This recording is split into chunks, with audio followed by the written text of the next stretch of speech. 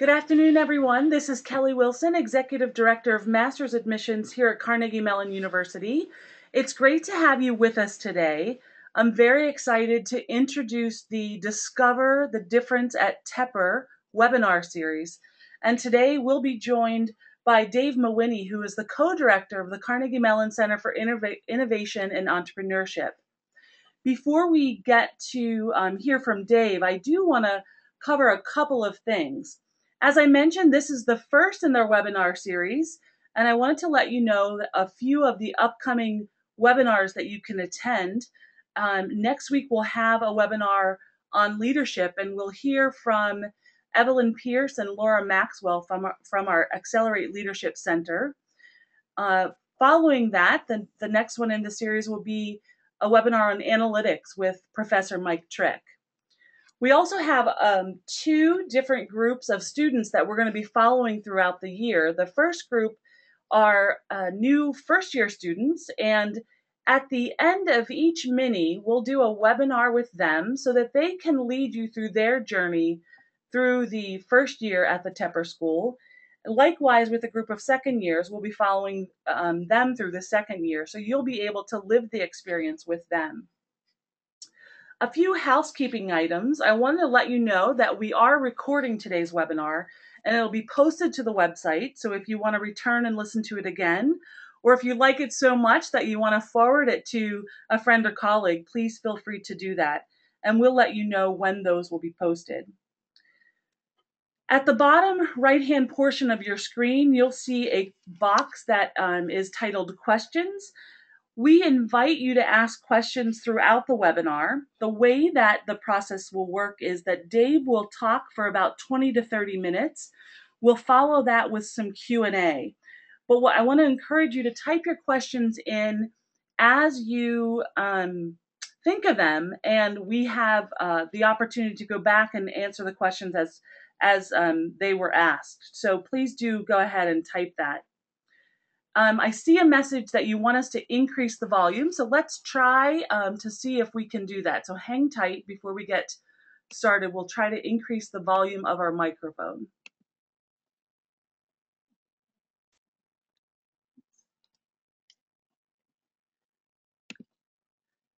Bear with us. We'll be with you in one moment. We're at maximum of the, so okay, hold on one second.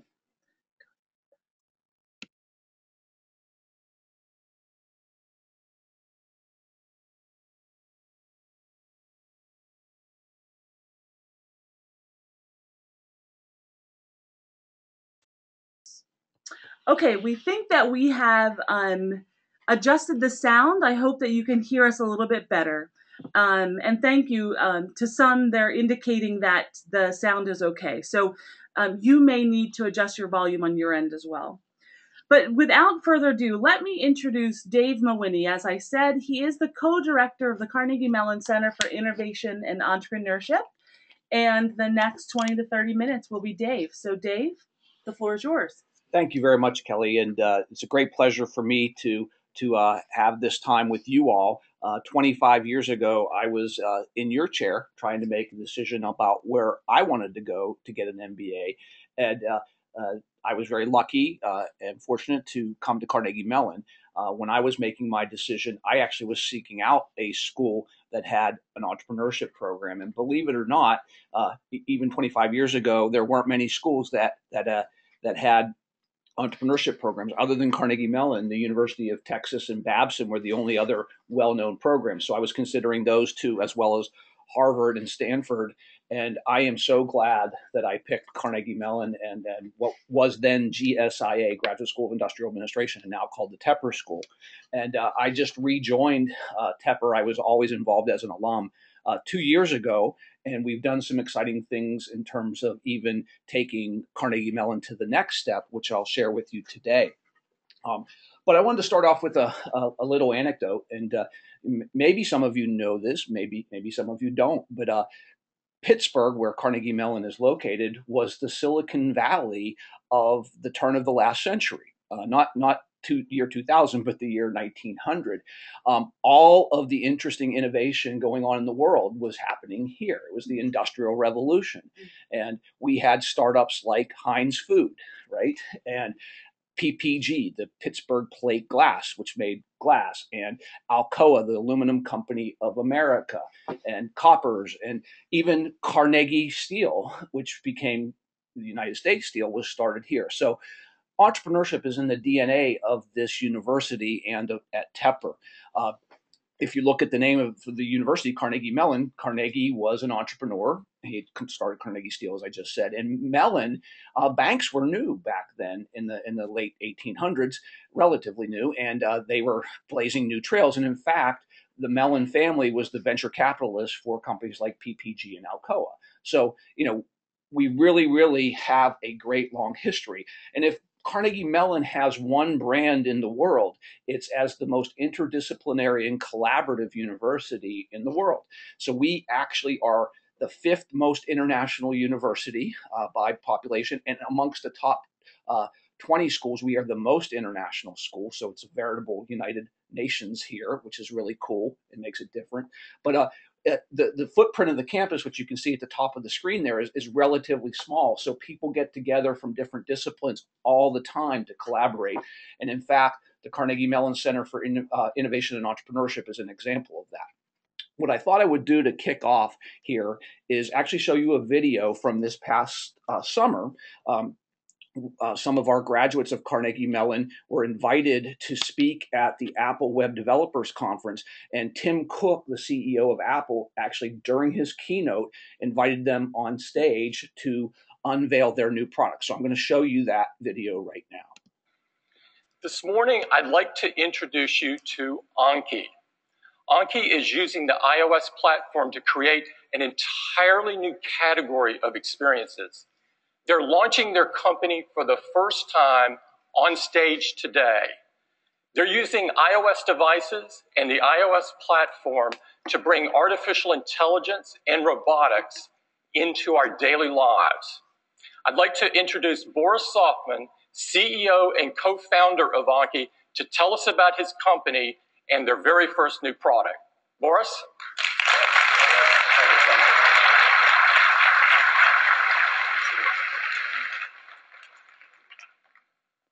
We started Anki while working on our PhDs in robotics at Carnegie Mellon University, where we worked on everything from machine learning to walk-in robots to autonomous vehicles.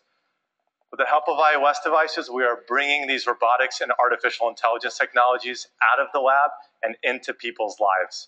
And we're starting by reinventing the way people play. Today, after over half a decade of working on Anki, we are so excited to give you a peek at our first product, Anki Drive.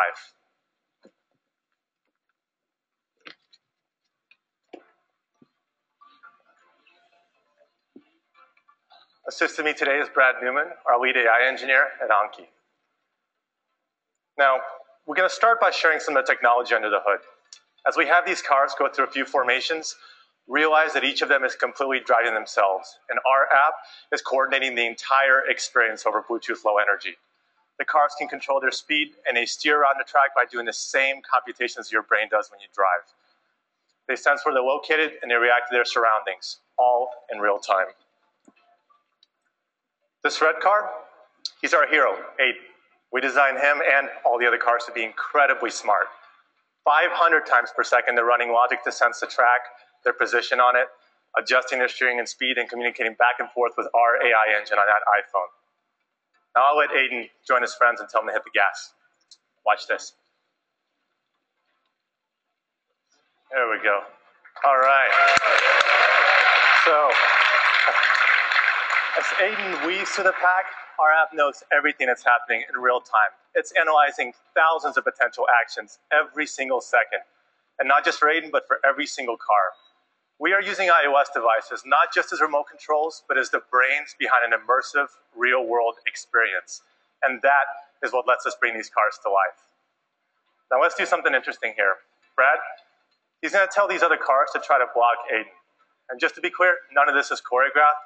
All we're doing is defining a new objective for each car, and they figure out the rest. Here, Aiden He's using the exact same logic he was using before, sensing where he is and reacting to the other cars as he looks for an opening. Except now, these other guys are on a mission to try to block him. Luckily,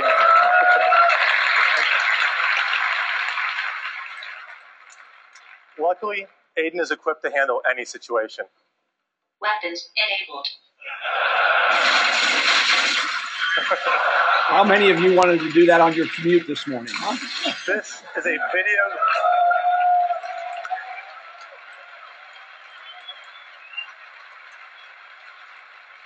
This is a video game in the real world. We can customize everything in software, from the characteristics of the vehicles to the weapons that they can use. We are taking all of the things we love about video games and programming them onto physical characters that you can actually touch. With Anki Drive, we use this technology to take gaming to a whole new level. And the real fun starts when you take control of these cars yourselves. With your iPhone or iPod Touch, you can play against your friends, or you can take your chances against the AI. We are bringing video games to life on the floor of your living room. Keep your eyes out for Anki Drive, coming to Apple stores and Apple Online this fall. And we just pushed the Anki Drive app today, so you can download it and get a deeper look. We are a robotics and artificial intelligence company, and what you see here is only the beginning. Thank you very much. So Boris has become a good friend of mine, and he's actually going to be coming to Carnegie Mellon in the spring to do one of our Jim Swartz Leadership speaker series. So you'll, if you're visiting campus, you'll actually get the opportunity to meet him.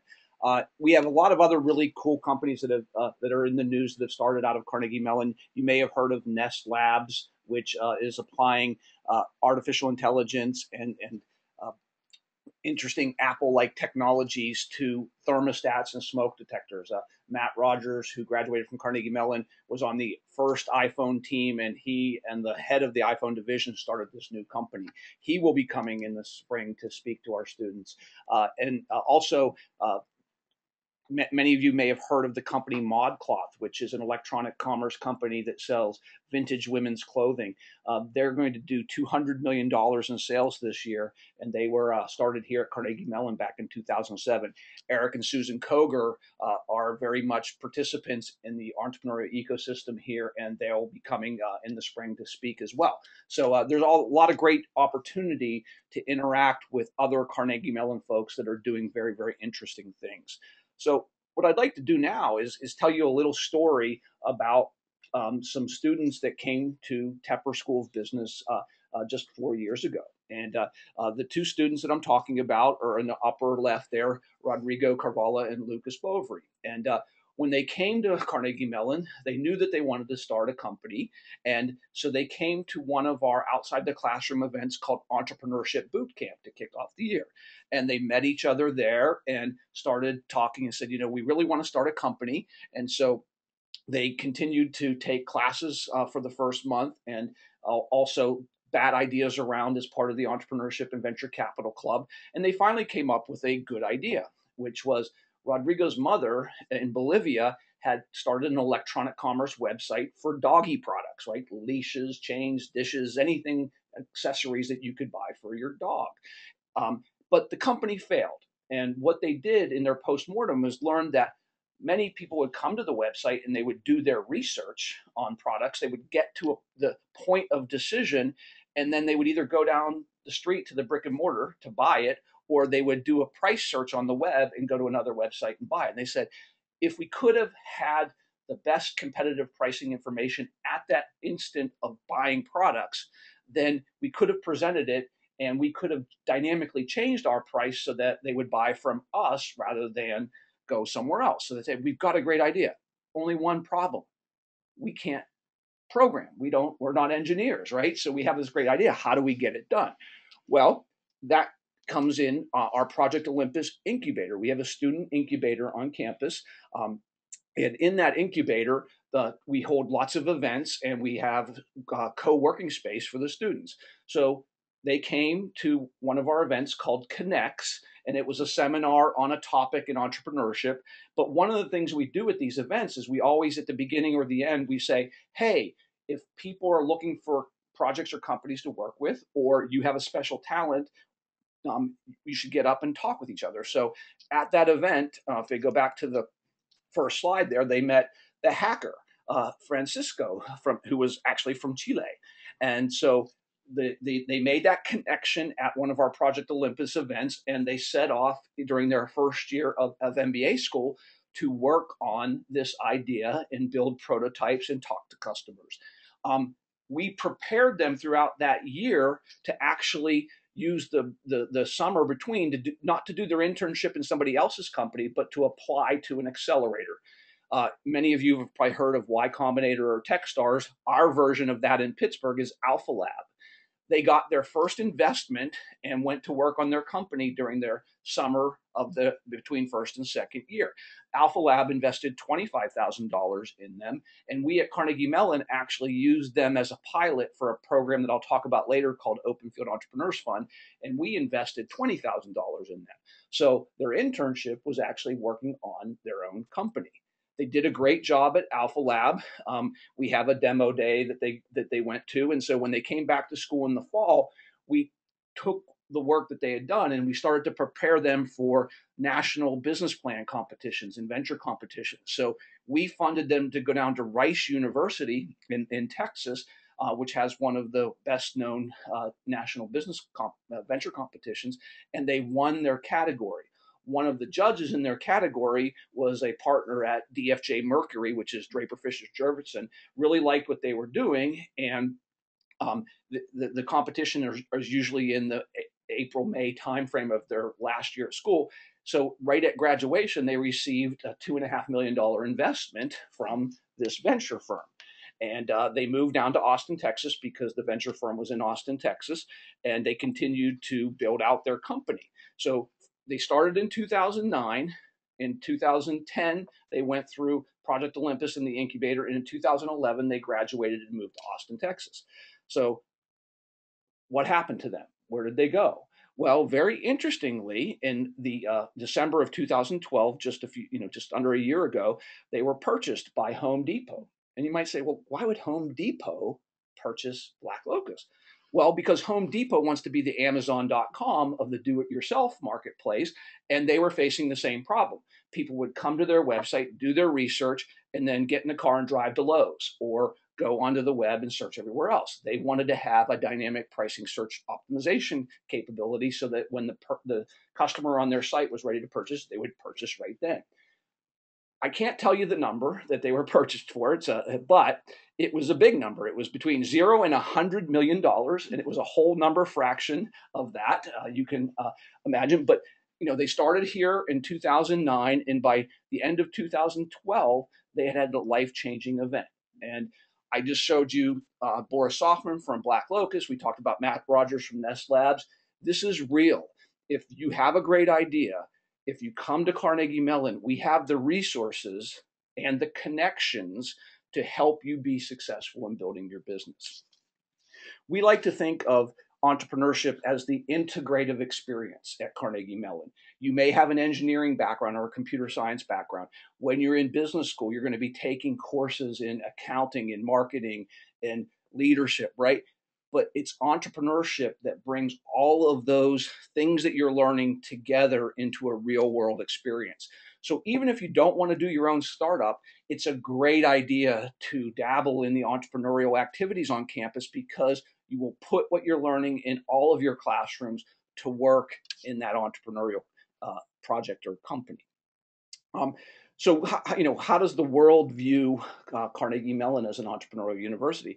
Well, it turns out we're number 6 in the world in terms of rankings. This came out from the Bloomberg Business Week this last year. And I like to say we're in a virtual tie for 4th. If you look at the ranking numbers there, we have our sights solely set on being number 1. That's going to take some time. Stanford and MIT are incredible schools. Babson has the reputation of being the longest standing entrepreneurial university, but we have all the right stuff here, and we're working to put that all together. And you will be coming into the first couple of years of that, and hopefully by the time you guys are graduating and doing your companies, we will be at the top. We have a a lot of faculty, and one of the good things about our entrepreneurship faculty is that they have real world experiences, right? For me, for example, I've started 4 companies. My last company was sold to LinkedIn in 2010. We were the first company that they ever bought. Many of you probably used the technology that we created. It was a recommendation engine built on machine learning, and it's the LinkedIn Today email that they send you with articles. What we did was we looked at the profile on LinkedIn to get an idea of who you were, and then we watched what you read as you looked at articles, and so we recommend articles that you like. And so it provides a stickiness, and it provides a way for people to go back into LinkedIn. So they're very, very happy about that. And we were actually the first company they ever bought. LinkedIn has subsequently bought 2 other Carnegie Mellon companies because they really like the innovation that comes out of this university. In the academic side, you can actually declare entrepreneurship as your track, or that's our word for the equivalent of your major, right? But we have what we call the engagement pyramid, where you can just explore what entrepreneurship means to you and not sort of focus on it. But that's good because the entrepreneurial mindset is a problem-solving mindset that can be used in consulting or finance or other areas. You can take a concentration if you want a little bit more. You can take the track, which has required courses. And we even have a fellowship program, which I'll explain later, that gives you an incredibly deep dive and makes incredibly great network connections for you as you go about your entrepreneurial career. Some examples of the courses. We have 2 introductory courses, one called Entrepreneurship for Growth Opportunities and the other one called Entrepreneurial Alternatives. The Entrepreneurial Alternatives looks at things like buying a business or starting a franchise or doing a small consultancy. Those are entrepreneurial activities too. We also have and focus on technology and growth and life sciences companies. So if you want to be the next Google or Facebook, that's the track that you would take there.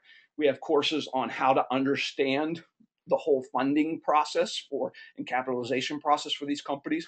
And we have courses that are project courses that you can spend entire semesters working on your company.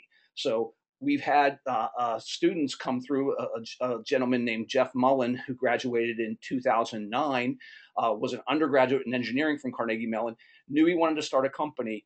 And he basically engineered that almost every course that he took at Tepper, the project that he worked on in that course was his company, right? So there's an opportunity to do that. Not everybody does that. Not everybody comes with an idea.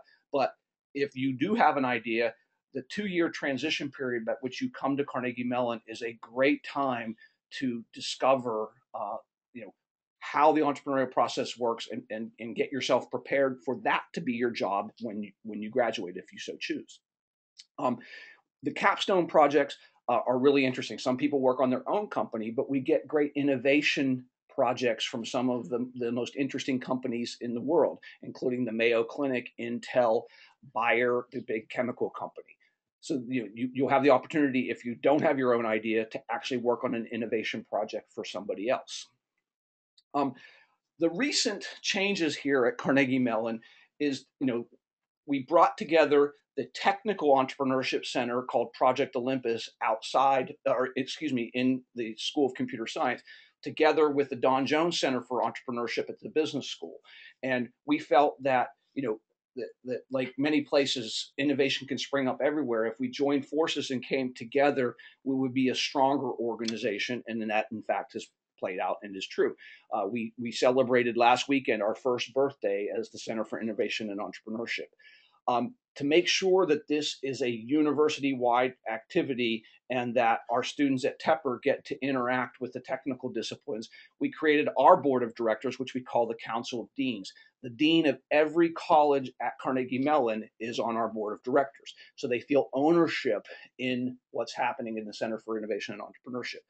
We took it a step further and we created faculty liaisons for each school so that we can have an open line of communication with the other students and faculty there, and we can ensure that we get the interdisciplinary collaboration that we are looking for.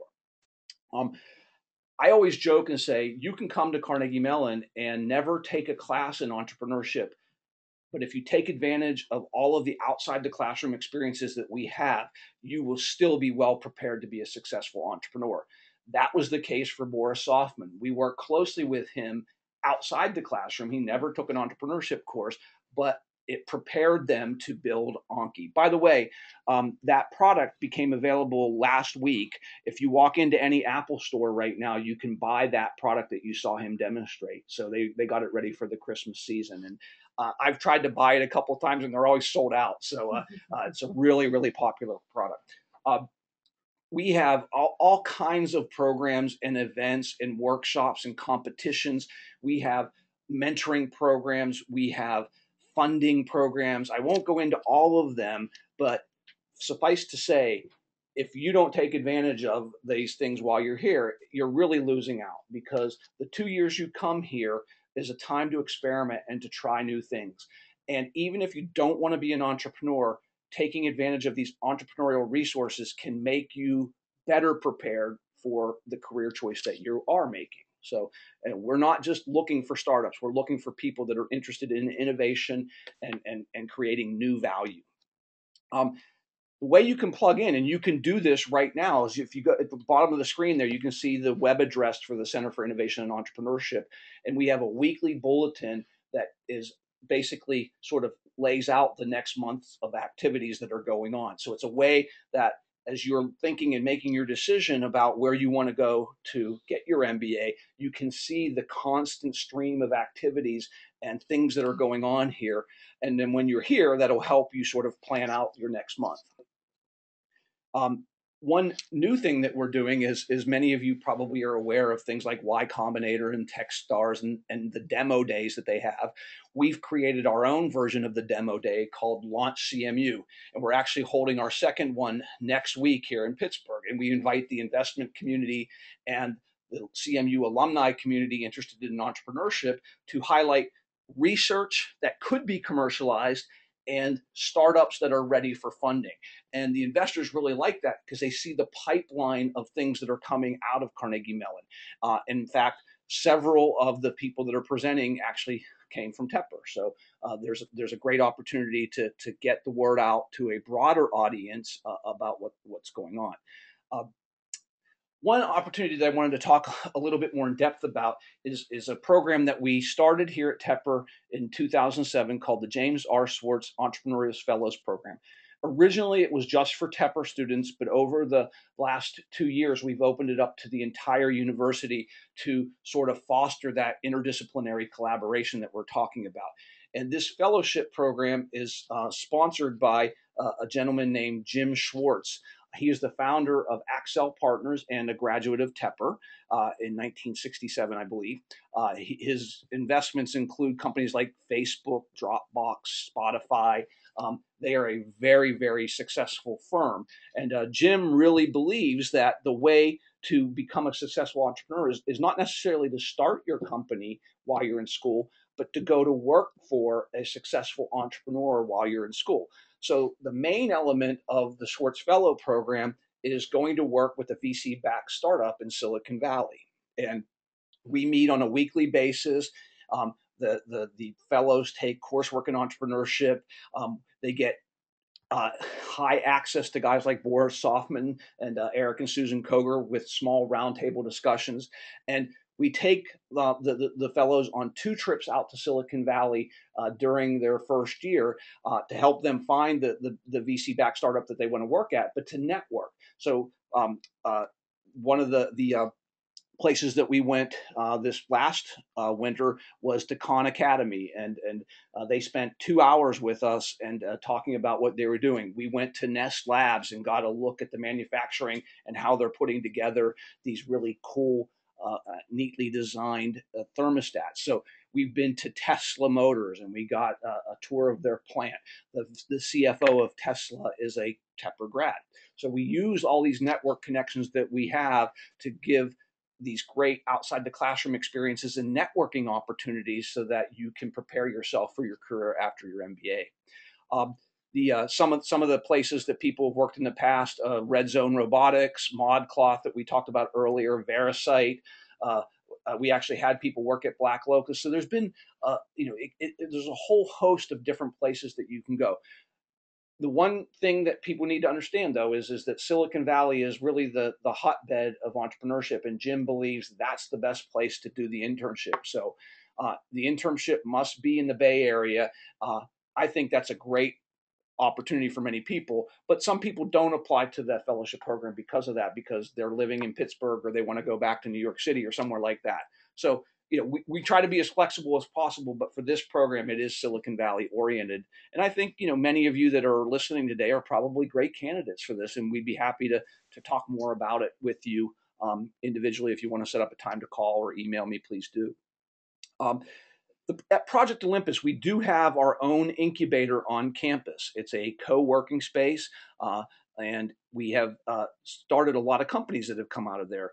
Since 2007, we've had 130 probes, we call them, problem-oriented business explorations. 90 of those have turned into companies, and 2/3 of them were generated by students. $65 million of initial capital was pumped into those companies. So these companies come out, and many of them are ready for venture money. We've gotten 10 small business innovation research grants for them. I'm going to talk about the Open Field Entrepreneurs Fund in just a second, but we've had 21 companies get investment like Black Locust did from Carnegie Mellon. And 1/3 of all the companies that go into the Alpha Lab Accelerator in Pittsburgh are from Carnegie Mellon. So Alpha Lab is our version of Y Combinator or Techstars, for those of you familiar with that. So I've mentioned this a couple of times now, but I think it's worth taking a little bit of a deeper dive. Is not only will we educate you and get you connected with entrepreneurship and entrepreneur resources, if you are starting your company while you're here and you do a good job, we'll actually fund you. We'll provide the seed capital. And the Open Field Entrepreneurs Fund was funded by a Tepper graduate, a guy named Jonathan Kaplan. Many of you probably remember the flip video cameras that were all the rage 5 years ago. That was Jonathan's company. He invented that. He sold it to Cisco Systems. And with part of the proceeds from that, he endowed the Open Field Entrepreneurs Fund. In the last 2 years, we've made 21 investments in companies. We provide $50,000 to the entrepreneur if they can find another investor willing to put up $50,000. So you start with $100,000. We time the investments with graduation. This is for young CMU alumni 0 to 5 years from graduation. Half of the companies that we've invested in have been in Tepper MBAs, and so there's a great probability if you really want to start a company, that not only will we educate you and connect you, but we'll invest in you as well. So that really sort of gives you a quick, broad overview of the things that are going on here. I came to Carnegie Mellon 25 years ago because at that point in time, it was known as one of the best entrepreneurial universities in America. I was just telling my co-director, Lenore Blum from computer science, that back then, we don't do 1/100th of what we do now. So it's only gotten better. And we are hell-bent to become the #1 school in the country. So while you're here, we'll be working even harder to get more resources and to improve the process. So there's never been a better time to come to Carnegie Mellon, and there's never been a better time to sample entrepreneurship and see if you have the right stuff. All right, Dave, thank you very much. I think that you will agree that what Dave has shared with us is very exciting, and the entrepreneurial community is alive and well here at CMU. There are a few questions that are on that have been posted that we're going to take at the moment. So if you have additional questions, please do post them, and we'll work through them one by one. So, Dave, just a clarifying question. Marat is asking, the gentleman that Boris, who was headed up Anki, he was a PhD student or an MBA student? He was a PhD student in robotics, but remember, we pride ourselves in being the most interdisciplinary university in the world. So we interacted with him over at the business school as well. So that he in particular was a robotics PhD, but Tepper students interacted with him. Tepper faculty interacted with him. Okay, Great. Abigail is asking a question about tracks. Mm-hmm. So she knows coming into the program that she's interested in the technology track. Mm-hmm. However, she has an entrepreneurial interest as well. And so she's wondering, how is the entrepreneurship track different from the concentration? And how might she augment her experience knowing she is likely not going to be able to do the track? Right. So one quick clarification. We actually partner with the technology leadership track so that the capstone course, we actually commingle the entrepreneurship students and the tech leadership students in that capstone course because the projects in there are technology oriented for the most part. Excuse me.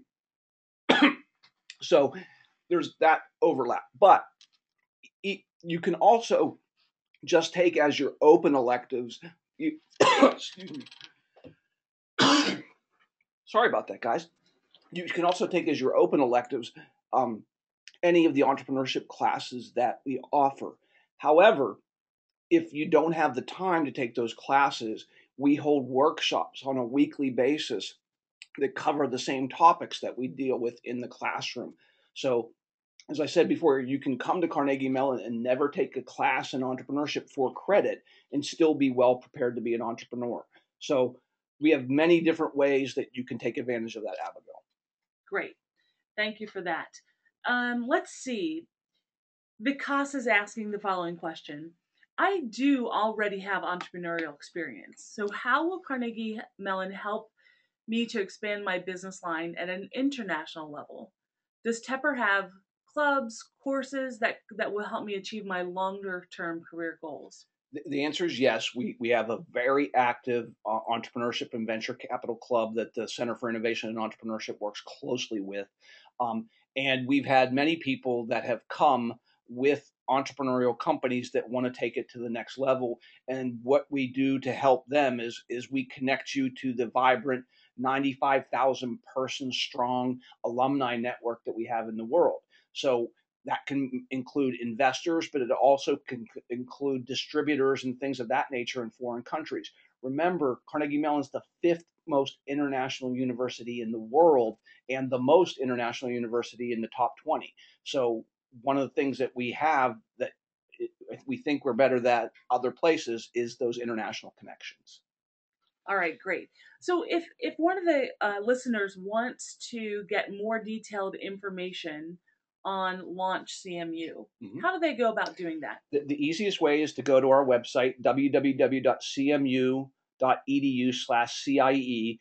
And in the left navigation bar, there's a link to Launch CMU, and you can learn about the event that's going on this next week. But you can learn about past events as well. So if a prospective student is coming to campus and there is an event or some other activities going on, are they able to somehow participate or observe? Absolutely. We encourage it. Of all the Connects workshop series that we run, only about 70% of the attendees are Carnegie Mellon students or faculty. The rest are from the community or the alumni base. So you're welcome, even now, as a prospective student, to come and take advantage of everything that we have. All right, terrific. I want to ask this question, knowing that you already touched on it a little bit, but the question from Yusuf is, do you provide the same resources and support to those individuals looking to start a venture outside of the U.S., for example, in Africa? Yes. Yes, we do.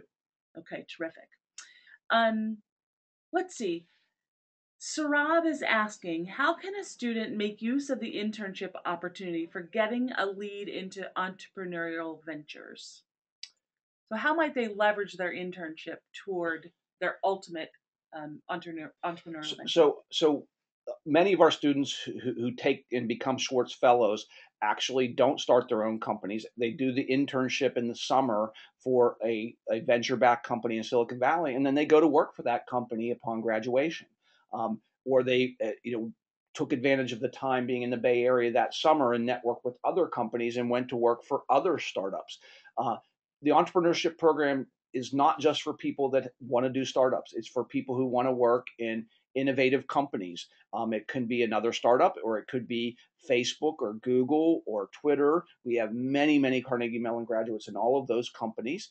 It could be to apply the entrepreneurial mindset to a social venture, right? So our program is about innovation and problem solving, and you can apply it and leverage that in many different ways, including going to work for other startups. Great. We have a lot of questions to get through, so I'm going to keep on going, and hopefully we can get to all of them.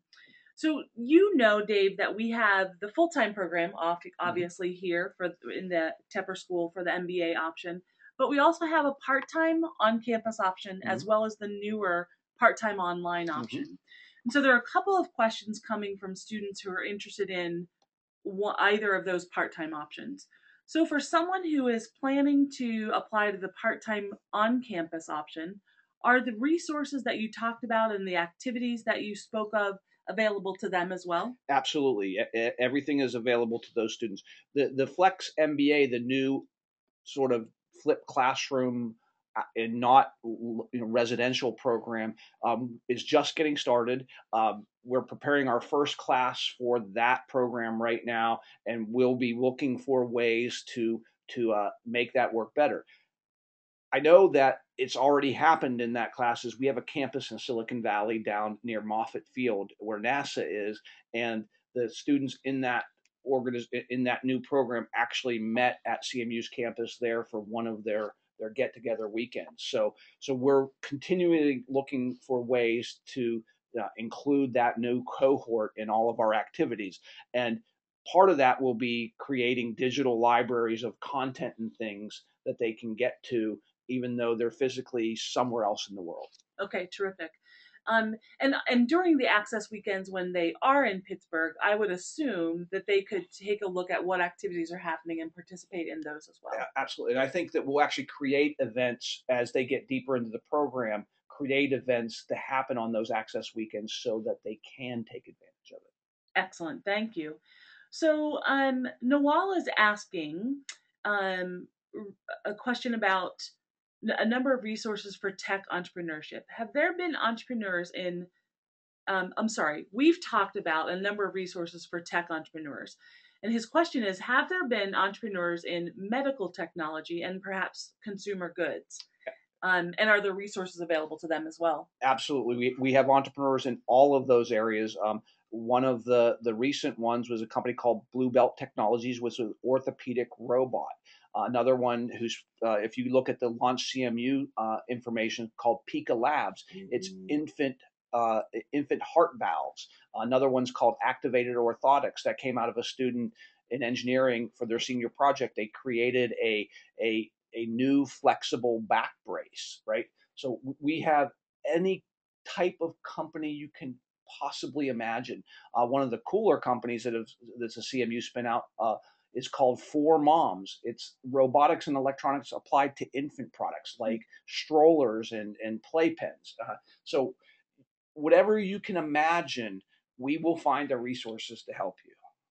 It sounds exciting. The next question is maybe a little more drilled down from the academic side. So Christopher is wondering how the application process for the entrepreneurship track works, as well as the fellowship process. How do they differ, and what should a student be thinking about? Yeah, so the fellowship process we currently do right as you enter school in the base camp time frame. And so we start then, and we pick the fellows within the first 2 weeks of school. So that's a very focused process. We're working with Kelly over the next 2 years to make that actually part of the admissions process. It's not there yet, but that's our goal. But it's a pretty streamlined process. It goes very quickly. The application to the track happens at the end of your second mini of your first year. So you have time to come here and take time to explore different areas that you might be interested in. And then right as you're scheduling your spring courses for the first year, that's when you apply and are accepted into the track. There are no prerequisites for the track. It's purely your interest. Okay, terrific. Let's see. Have you, this is another very specific question about the types of startups or the type of ventures. So Kenneth is asking that, he's noticed that the startups that we've talked about are mostly tech oriented. Have we assisted any in the oil and gas arena? The answer is yes. We have there's a company called Hydro Confidence that we worked with that was bringing some new sensing technology for the shale gas industry. One of the really fast growing companies that we have is a little bit different is it's called Aquion, and it's a huge saltwater battery company that's backed by Kleiner Perkins and other top VCs. And that is for a microgrid application where you need to store lots of energy near a microgrid. And so we have, I can go on and on and on, but we have many technology. We've created a new energy institute called the Scott Energy Institute, which is doing a lot of research in this area. And we expect, because of the long-term influence shale gas will have on this region, to have a number of spinouts coming out of that area in the next 2 to 3 years. Okay, great. So we're testing your ability for recall. Yeah. So the next question is from Busayo, who's asking if you could talk about any students who pursued a startup in the food and beverage space. Oh, every year we have students doing startups in the food and beverage space. It can range from a web-based online delivery system, a company called Fuwala a couple years ago, to a really interesting one that we're working with right now. PhDs out of the biomedical engineering group have a better food absorption of nutrients company that will be an additive to many other foods. And so it's not a food stuff itself. It's an additive to foods that make the absorption of the right nutrients better. So I just gave you two ends of the spectrum. We actually had a cold coffee company come out here. Open Field Entrepreneurs Funds, we funded a gluten-free beer company called RX Brewing. So we have everything you can imagine. Again, whatever it is you have in mind, we'll help you. Excellent. Okay. The next question I'll ask you is related to alumni. So imagine Alan is asking, so if he comes as a student, he's involved with the program, perhaps involved with the entrepreneurship area, but he goes on as an alum, maybe 5 years out, he decides that he has an interest in starting a venture. Right. Are there resources for him as an alum? There are. Again, every activity that we have is open to our alumni base. So all the workshops, all the demo events are there. When we did our first launch CMU in Silicon Valley last spring, half of the startup companies were alumni that had graduated 5 and 10 years ago. So we want them to feel part of the family. One of the things that we're working very hard on is creating mentoring groups, so that even if you're 10 years out and you said, I need some help, and you're in Silicon Valley or New York City and you're not in Pittsburgh where CMU is, we'll connect you with other alumni in your region, in your industry that have been successful that can help you as well. Okay, great. So here's an interesting question from Umer, who is asking about bioenergy and renewable energy startups in developing nations. Can you shed any light on these as potential opportunities? Well, without knowing exactly what you're talking about, it probably is a very detailed set of back and forth. Again, I'll give it a blanket answer. We're open to any type of innovation, and we can find people who can help you even if we've not done it before, because our networks extend to the extended networks of our alumni. So we work hard to help find experts that can help you with whatever it is. And if you're doing these sort of bioengineered fuel kinds of things, we'll find ways to help you there too. All right, great. Abigail is asking another question specific to the Swartz Fellowship. What are the prereqs, and how does she go about getting on the radar for consideration for that? Yeah, so right when you come to school in the fall, we make presentations at base camp, at our entrepreneurship boot camp, and we go to all the graduate student events across campus and let people know. About 2 to 3 weeks in, we have the application process. It's a simple application, a statement of your desire, and 2 recommendations from people that you worked with in the past, and then we do an interview, and you're in or you're not. Typically, we get about 30 to 50 applicants, and we get 4 to 12 Swartz Fellows. There's 11 from this year's cohort. Okay, great.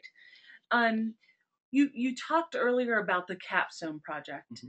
Could you talk about if a student comes in and doesn't have their own business to mm-hmm. work on for the Capstone Project, how are they matched with a project? Is it random? How does that process work? No, we're going through that process right now. We get the candidate projects. Some of them come in from large corporations. Some of them are startups from campus.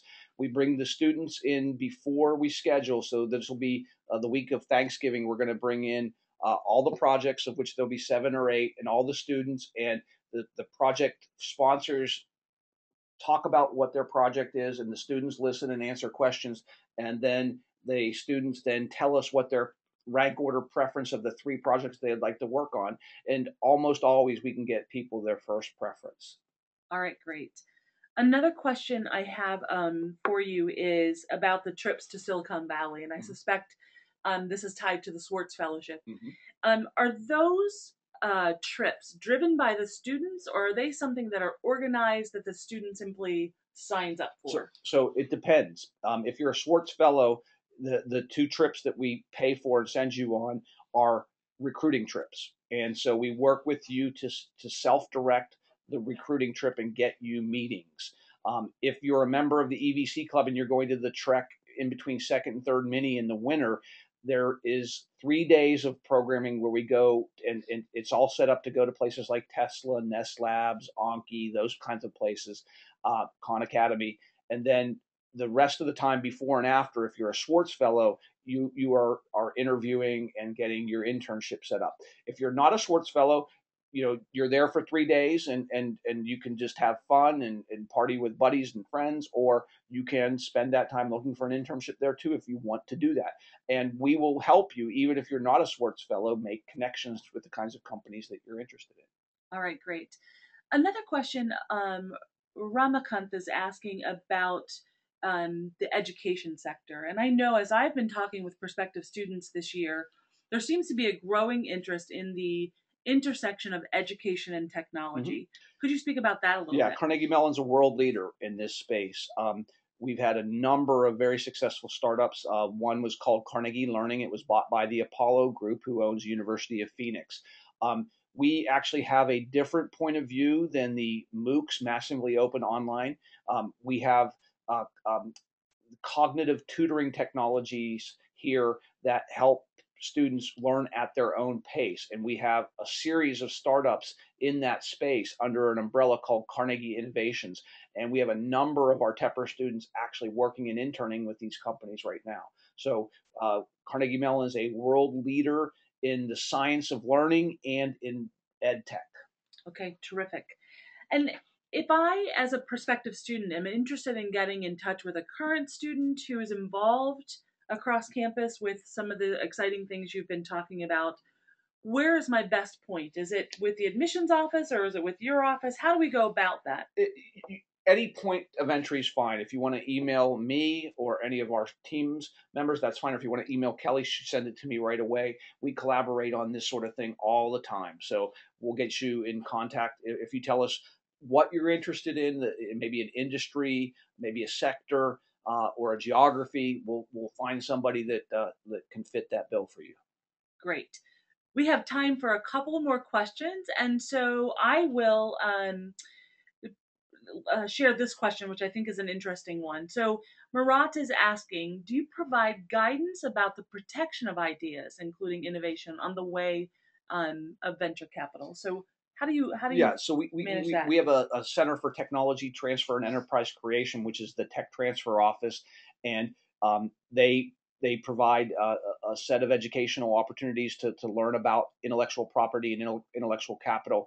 We actually run workshops where we bring in IP lawyers and we talk about all of the issues. And, they're not cut and dry. And many times people want to overprotect when that's actually not in their best interest. So we have a lot of great dynamic conversations about intellectual property, intellectual capital, and what that means, and whether or not it makes sense to spend a lot of time and money to protect your ideas.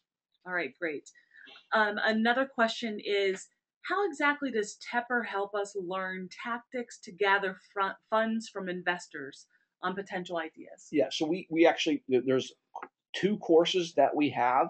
One is from the investor's point of view, so you understand how investors make decisions, and the other is from the entrepreneur's point of view, so that you understand all the sources and strategies and tactics to do that. But again, we hold these same kinds of workshops outside the classroom. So if you're unable to take the course, we still have ways for you to learn about that. We bring in speakers from venture capital firms. We bring in speakers from angel groups. We bring in speakers from economic development agencies. So there's multiple ways that you can learn, both inside the classroom and outside the classroom. Okay, and I'm going to just let the group know that we've got 2 more questions that we're going to be able to answer within our time. The first of those 2 is, how does a student find the opportunities for this cross-campus collaboration? It seems there's a lot going on, but where do they start? So I showed you the bulletin. If you go to our www.cmu.edu/CIE for Center for Innovation and Entrepreneurship, right on the right-hand side, there's a weekly bulletin, and we list all of the events that we run on campus and all of the events that we know about in the community.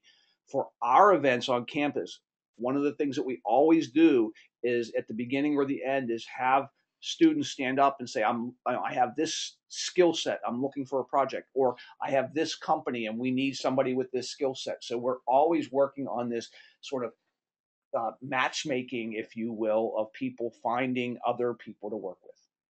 All right, great. And the final question for the afternoon is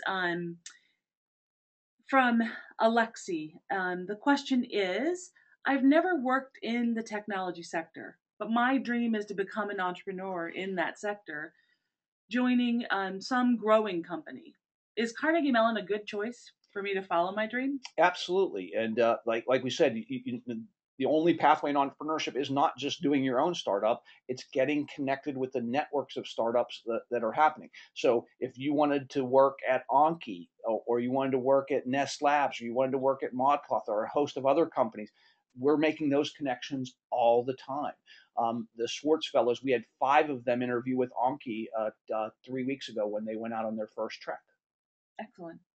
So there's a place for the person with a dream, it sounds like. I would like to thank you, Dave, for joining us today for the first of our series.